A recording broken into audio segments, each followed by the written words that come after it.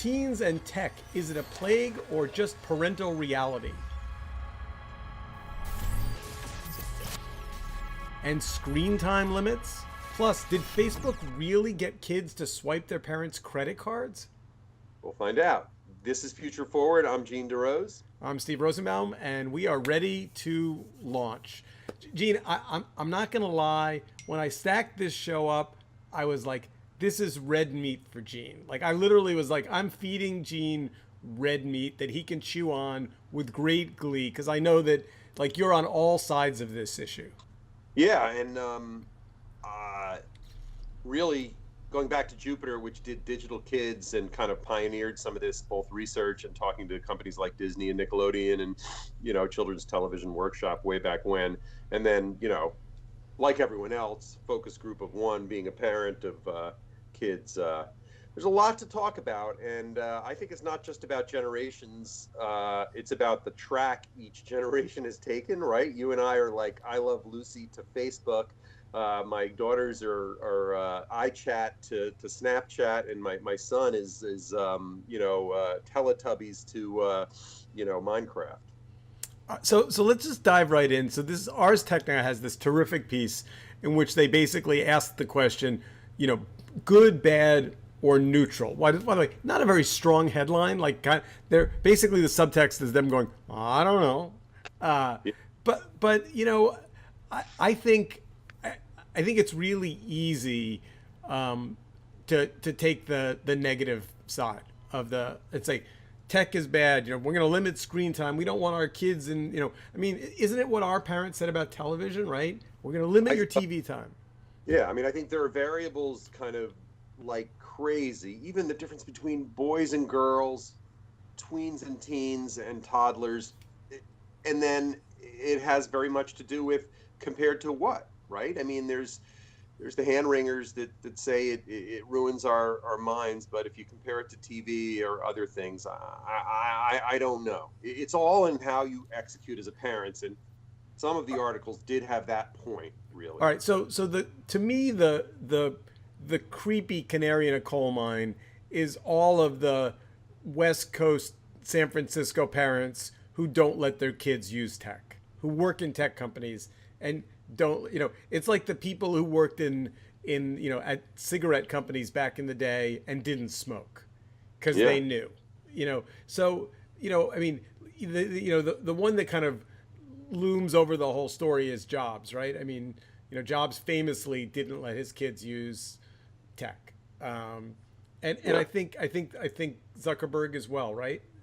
A couple of others. I can't remember, but I think you're right. And I'm so tempted to be skeptical and snicker at that, but it does give you pause, right? And I would say the third thing, in addition to those two, are the people that have kind of left Facebook or other companies because they just felt like it was doing slow damage, and that's broader to society, but a lot of it had to do with kids. And let's also keep in mind that I think that there's all the different tech for kids. And then because Facebook is the 800-pound gorilla in the world, Facebook and the other social networks generally don't let you in until you're 13. And so that's kind of like a marker out there, and also has to do with the COPA laws of 20 plus years ago. So NPR, wrote a pretty provocative piece about kids and screens, and essentially said, forget screen time. That was their takeaway. Forget screen time. It doesn't work.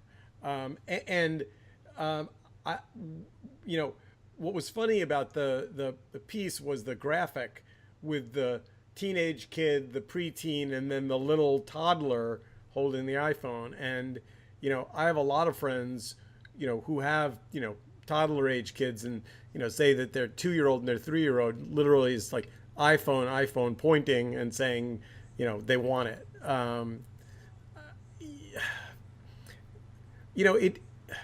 don't know.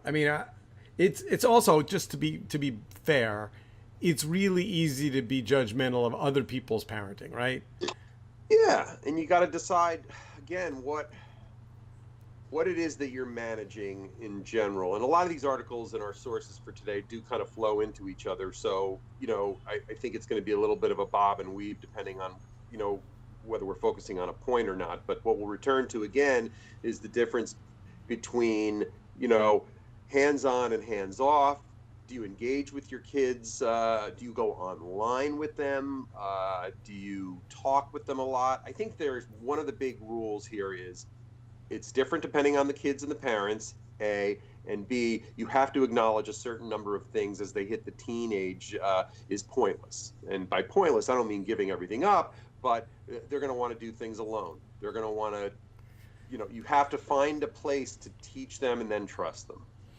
So is there an age at which you go out into the world and you see, you know, parents on their phone and kids of a young age on their iPad, and you're judgmental and you say, all right, that's too young?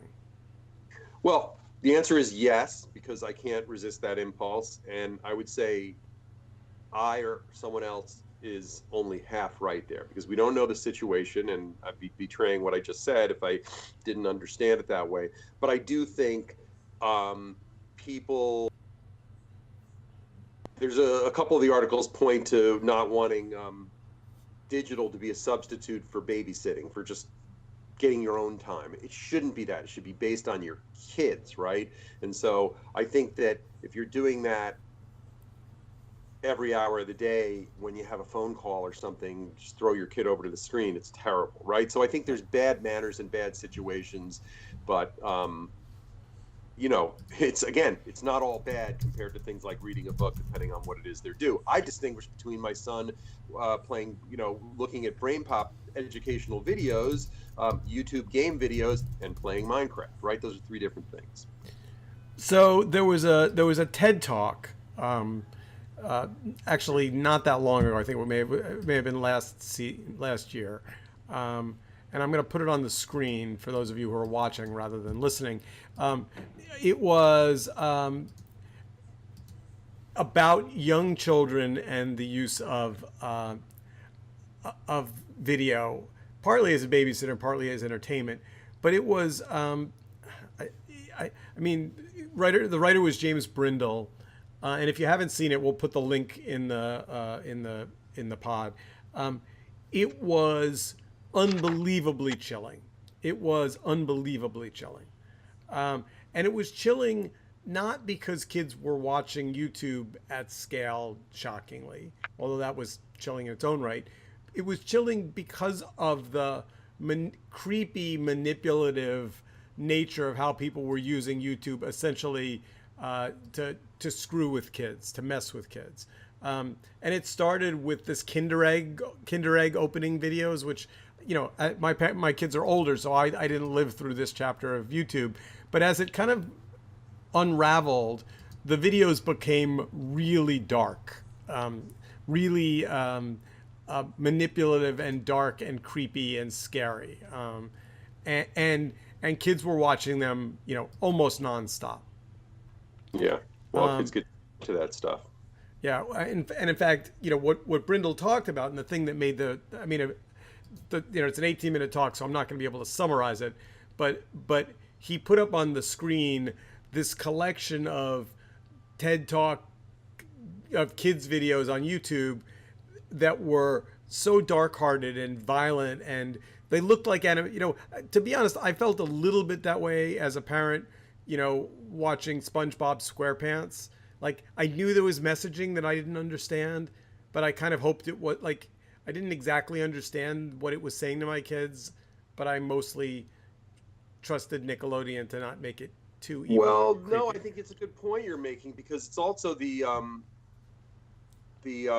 you know, what is interjected into this stuff. So it's as much the commercials that randomly might pop into a Nickelodeon TV feed, or what really bugs me is when you go to see like a kids movie in the theaters, and the preview is for like a PG-13 that's dark and scary, and that stuff comes on. Now, so what we're talking about is just what happens in the mind of the kids, which is separate from the evil or nefarious or accidental intent of whoever's programming this stuff. But look, I think that up until your kids are 8, 10, 12, depending on how mature and sophisticated you think they are, for things like videos and YouTube, which are wandering experiments where you can go from one thing to the next, you really should be engaging a little bit with your kids. One of the reference points today is from Jordan Shapiro, this Temple University professor who has this book called The New Childhood, that he had a revelation that spending time on screen with your kids is really important. But he frames it in that early and mid toddler childhood mode. So Quartz has a piece in which they talk about kind of how to curb your kids' nascent tech addiction. I will tell you a funny story. I was out to coffee the other day with a fellow filmmaker, and we were at a kind of a greasy spoon diner, and he started laughing, and he looked over my shoulder, and there were these 3 teenage girls, and they had an iPhone out, and they were obviously putting on, animated face masks and playing with someone who was remote. And then he pointed, and across the aisle from us, there was a boyfriend, girlfriend, and they had their phone out, and they were doing some version of the same thing. And he's like, we're living in an episode of Black Mirror.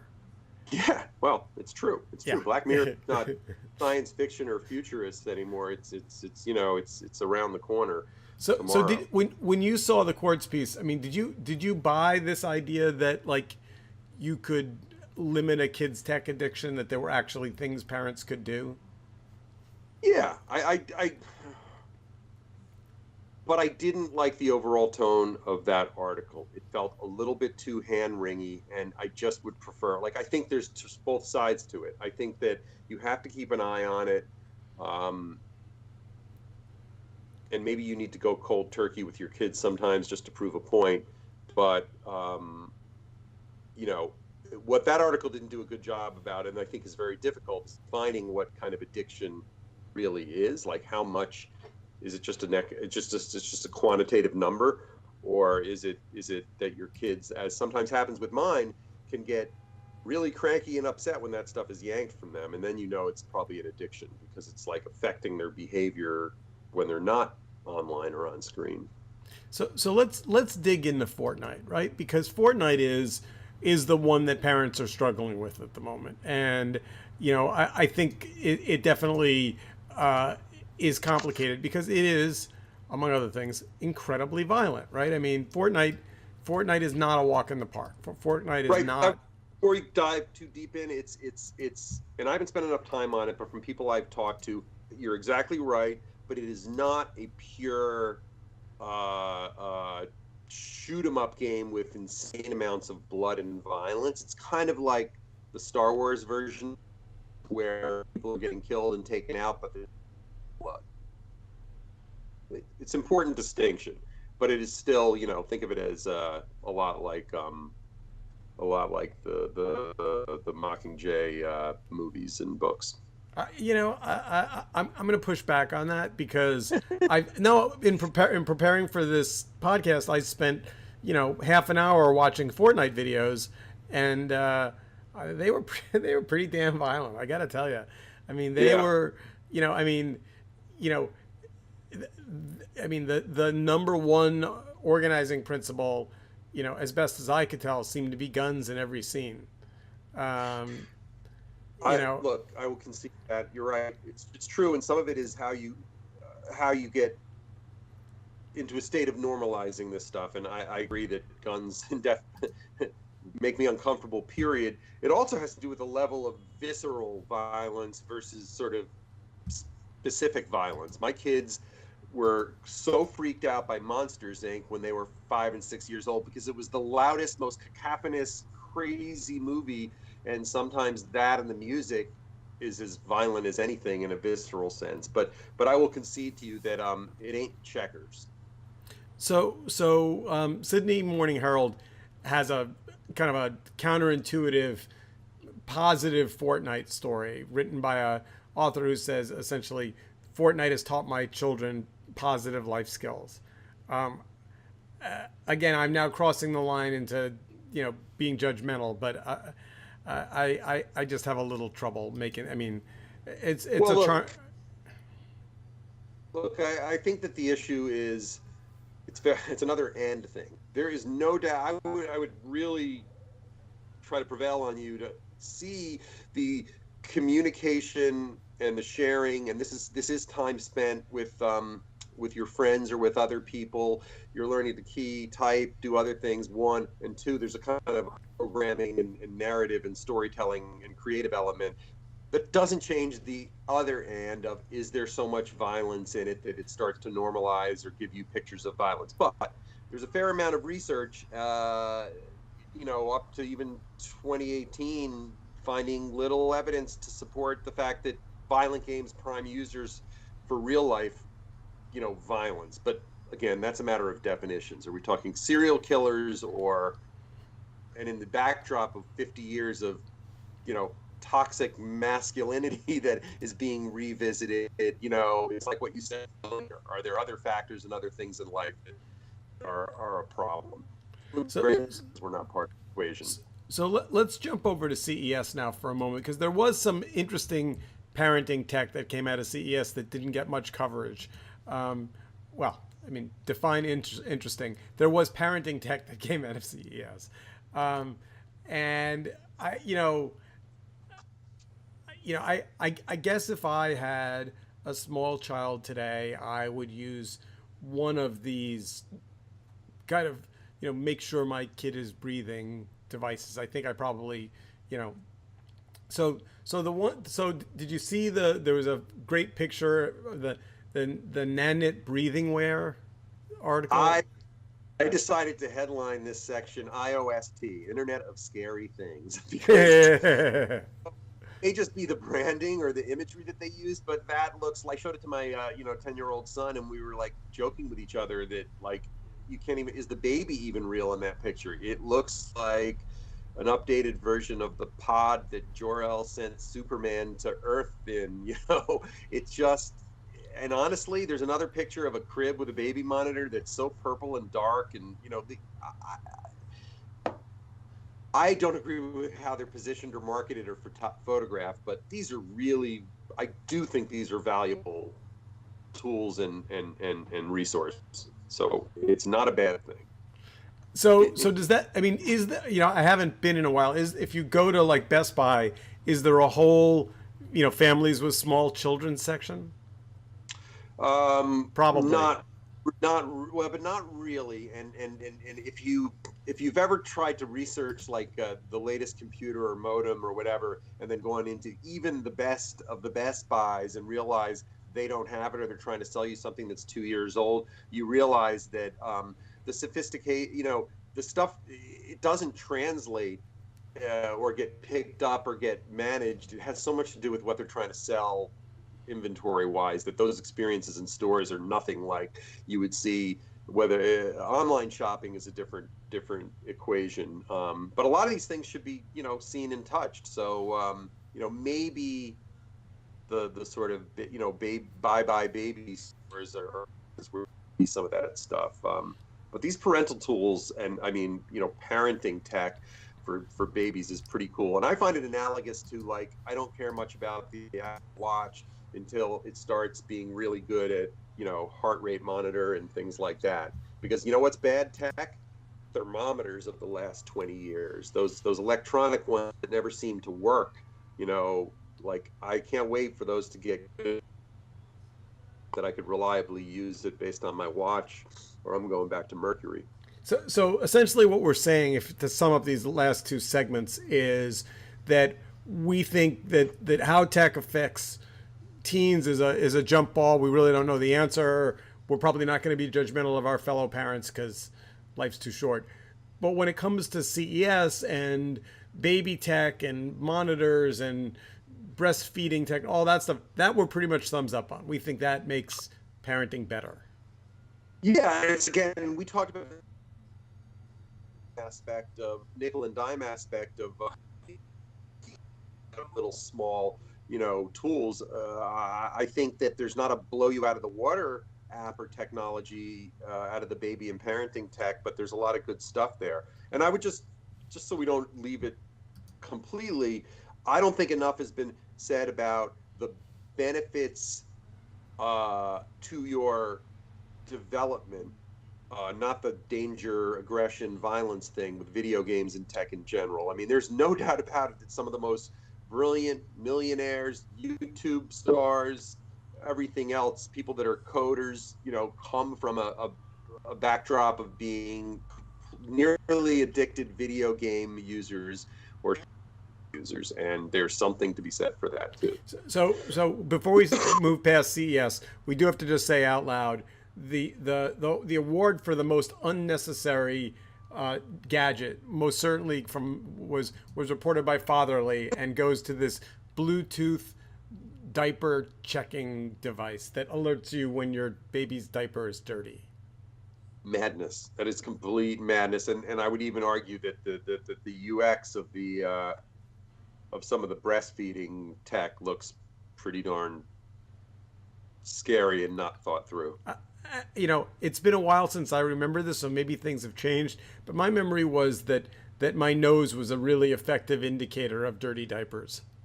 Yeah, exactly. No doubt about it. Yeah, it's like, yeah, that's gross. I got to clean that up. Right. So You're not within range to smell it. There's not much you're going to be able to do about it either. So I'm not sure being alerted from a mile away on that matters. So wait, let's just dig into this for a minute. So how does this work? You take your baby, you put the little sensor thing on the diaper, and then you leave the baby in the crib and go off and do whatever it is you're doing, and your phone beeps and goes, "Hey, your baby's diaper is wet." Like, it's really hard to say. I would say most uses they imagine in quantifying the size of the business opportunity are bogus, and some of them are undeniable. Right? When you're in a long car ride, I mean, there are times as a parent when you are regretful that your baby had to sit for so long with a poopy diaper. So, last but not least, let's talk about this Facebook story. Now, I read this story of Facebook getting kids to swipe their credit cards and sending parents huge bills, and I immediately thought that this was a new and terrible thing. And you kind of waved a warning flag and said this story has some history, which I don't remember. So maybe just kind of walk us through that. Yeah. So the story on the face of it, with the article that we're sharing, is about an ongoing set of lawsuits or complaints and some sealed and unsealed documents from Facebook having to do with early Facebook, early-ish 2010 to 12, when Zynga's farm games and Mafia Wars and Angry Birds and other things were on Facebook, were making a lot of money, and arguably were guilty of some kinds of fraud, intentional or unintentionally misleading. A lot of that was settled. But in wake of what's going on now, questioning Facebook at a higher level, we're returning to a previous set of times Zuckerberg apologized, right? So I think that's one of the reasons why it's still news. And then there's the nature of, is there something ongoing or will be opened up again? But, re-examining the history of Facebook in a new light is part of what's going on. Almost incidentally, Aaron Sorkin, because of what's going on lately, is for the first time interested in a sequel to The Social Network. Yeah, that'll be a romp. Who do you think will play Zuckerberg? Play the older Zuckerberg. Yeah, well, he's I don't know, man. Kevin Spacey. Yeah, he's aging in a different way. That's an interesting one. Yeah, but look, I think what's important here is that there's third parties involved here. An old sort of acquaintance, colleague, friend of ours, Mark Pincus of Zynga, had a roller coaster ride, and a lot of those guys were slowly pushed out of the Facebook, universe, and Facebook, shifted focus. But this is a lot like other things that mislead, kids one way or the other, and frankly, adults. A lot of this has to do with, are things appropriately tagged? When you're spending money, should there be parental approvals before, you drop, money for virtual coins? I'm sorry, but when you read through this and it's like one 15-year-old kid racked up a $6,500 charge in 2 weeks of playing games on Facebook. I mean, and the company denied requests for refunds. That I don't understand. I mean, there must be more digging to be done. Although, again, some of this was settled, so it could have been out of acknowledged culpability or culpability that they wanted to settle and not have to discuss any further. But look, there are stories that have gone on for decades about what happens when kids, get the parents' credit card and ring up bills. So I wouldn't necessarily put this outside of the singular blame, but that doesn't make But but them but less but but culpable. I love the quote that Facebook employees referred to these children as whales.